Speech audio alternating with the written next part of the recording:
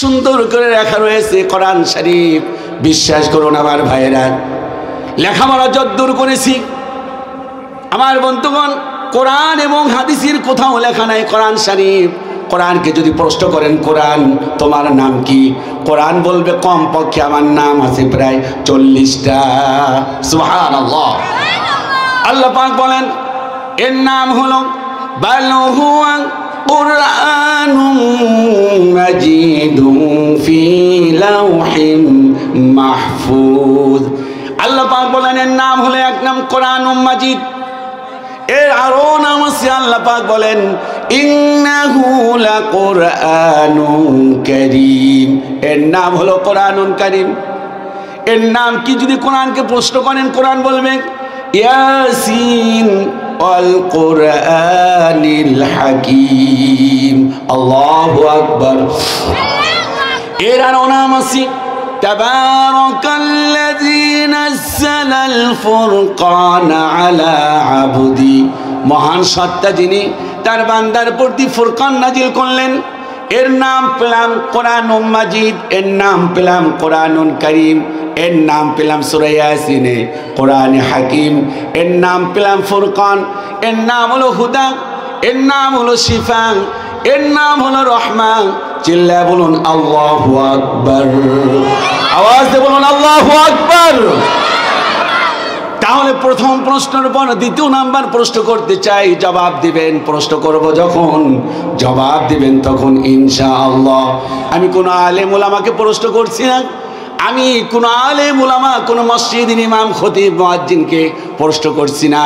আমরা যারা জেনারেল শিক্ষিত তারা জবাব দিবেন, ভুল হলে সমস্যা নাই। মেহেরবানি করে বলেন এই কোরআন সহজ না কঠিন? মাশাআল্লাহ, এবার জবাবটা খুব সুন্দর হয়েছে, এবার 100 হয়েছে। আল্লাহ রাব্বুল আলামিন বলেন ওয়ালাকাদ ইয়াসসারনাল কুরআনা লিযিকির। আমি আল্লাহ পাক এই কোরআনকে মানুষের জন্য, মানুষের শেখার জন্য, অনুধাবন করার জন্য আমি আল্লাহ পাক এই কোরআনকে মানুষের জন্য ইয়াসসারনা সহজ করে দিয়েছি। চিল্লায়া বলুন আল্লাহু আকবার। এবার প্রশ্ন রাখবো, কোরআন সহজ, কিন্তু গিয়ে দেখেন বাংলাদেশের 90টা মসজিদের মধ্যে কোরআনের কোনো তাফসীরের কোনো দার্স হয় না, কিতাবের দার্স হয়। যে কিতাবগুলোর মধ্যে অসংখ্য জাল জয়ীব হাদিস আছে না নাই? কথা বলেন আছে না নাই? অত্যন্ত দুঃখের বিষয়, মসজিদগুলোতে তাবলীগে নিসাব নামে, আমি তাবলীগের সব বই খারাপ আর তাবলীগ খারাপ কথা বলছি না, যেগুলোর কোনো হাওলা নাই, একদম বানোয়াট জাল জয়ীব, সেই কথাগুলোর কিতাবে তালিম হয়। কিন্তু কোরআনের কোনো তাফসীর মসজিদের মধ্যে হয় এইরকম মসজিদ হাতে গোনা 2-4টা থাকতে পারে।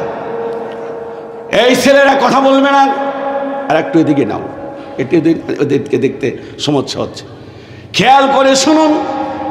এই জন্য অনেক ভাইরা বলে, বিশেষ করে তাবলীগ জামাতের অনেক ভাইরা বলে যে না, কোরআন হলো আলেমদের জন্য, আমরা মূর্খ সুরুক্ষ লোক, আমাদের জন্য কোরআন না, আমাদের জন্য হলো কিতাব।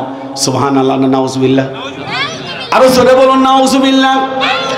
এর মানে এটাই বোঝা যায় যে আল্লাহ পাক কোরআন দিয়েছেন, বান্দার প্রতি কঠিন দিয়েছেন। আল্লাহ পাক বলেন লা ইউকাল্লিফুল্লাহু নাফসান ইল্লা বুসআহা। বান্দার প্রতি কঠিন কোনো অতিরিক্ত জিনিস আমি আল্লাহ পাক চাপিয়ে দেই নাই।